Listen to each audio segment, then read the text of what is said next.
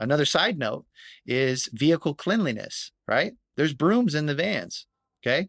We should sweep them out at the end of the night so that the next DA that comes in the next morning doesn't have a bunch of pine needles and mud and crap all over the bottom of the floor. It's not filthy in there. If you've got wipes available, wipe down the steering wheel, wipe down the areas that you touched.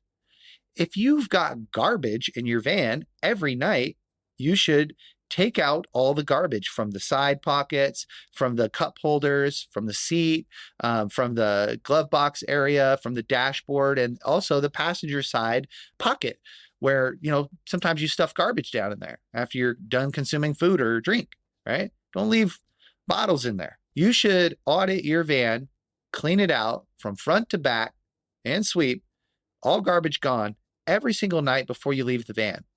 And the delivery associate, your teammate that comes in the next day, will be happy, because there's nothing worse than coming in to start work and then you've got a dirty van and now you've got garbage in there. There's crumbs in the cup holder. That's ridiculous.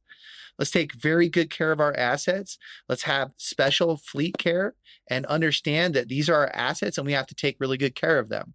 If you can do that, your team will appreciate you, and the vehicles won't be damaged, and they'll be in tip-top shape each and every day that we drive. And that's exactly what we're going for.